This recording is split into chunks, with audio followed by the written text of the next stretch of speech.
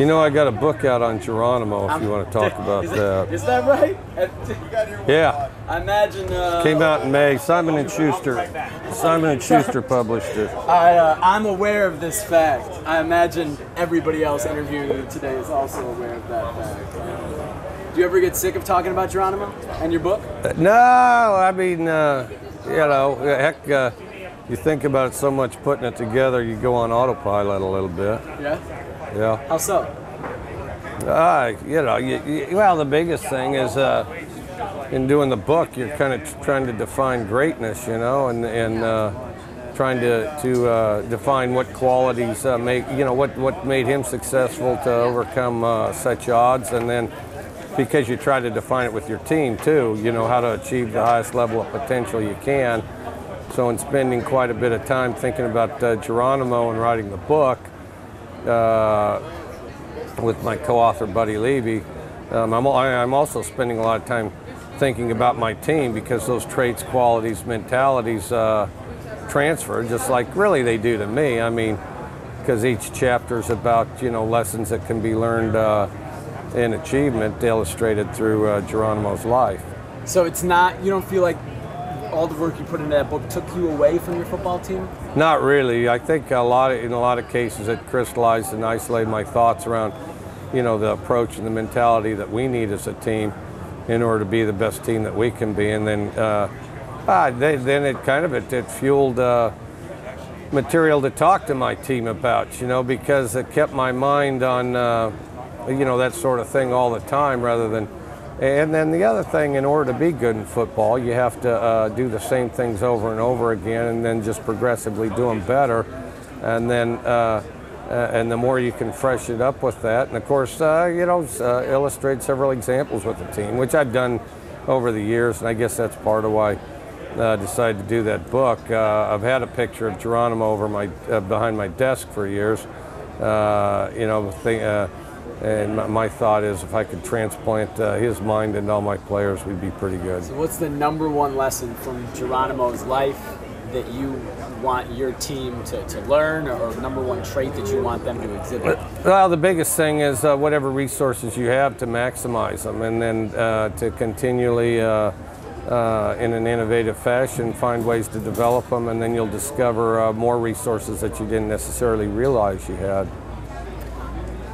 Are you okay with being known as the coach who wrote a book about Geronimo, and kind of like, you know, the other quirks that maybe people know you for? Do you embrace that? I don't really worry about it very much. I mean, you know, you're going to be dead in 100 years anyway, and so there's, you know, there's a lot of experiences in life, and you can only experience so many yourself, and so then the opportunity to experience it through the eyes of others, I think, is you know, one of the best kind of processes and ways to get more out of it. You're going to live for 100 more years? What's the secret we'll to that? see how it goes. You know, the health innovations and stuff like that. I mean, you know, I'm optimistic. I mean, the thing is I'd rather shoot high and fall short than shoot short and be right, you know?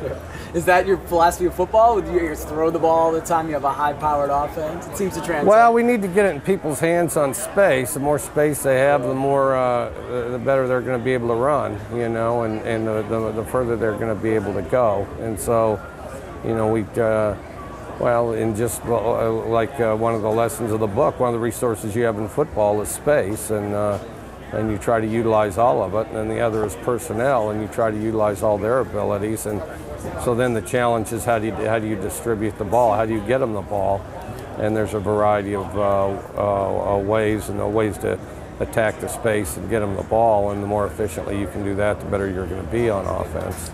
In your third year now at Washington State, how close are you to getting the program where you wanted it to be when you took over? Yeah, you never get to where you want to be. You just keep trying to get better, keep improving. And, you know, and the thing is you've got to enjoy the whole course and the path, because you know, you're on the path. You don't really hit destinations. You just try to continue to raise the bar and achieve further from where you were the day before. One of the biggest storylines from Oregon's season a year ago, and I don't mean to bring this up since it's old news, we haven't talked to you about it, is Nick Alioti's comments after your guys' game against them about you guys throwing the ball late. What was your response? Well, the best illustration of that, and somebody showed me this, and they had the comments. They had the comments as me leaning against a goalpost smiling, and then the caption by my Mel says, "I don't care."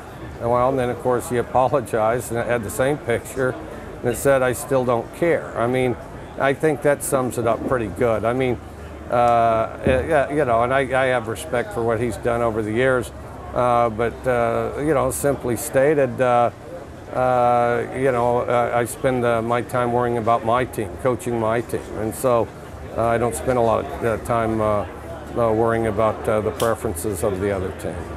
Thank you, Mike. All right.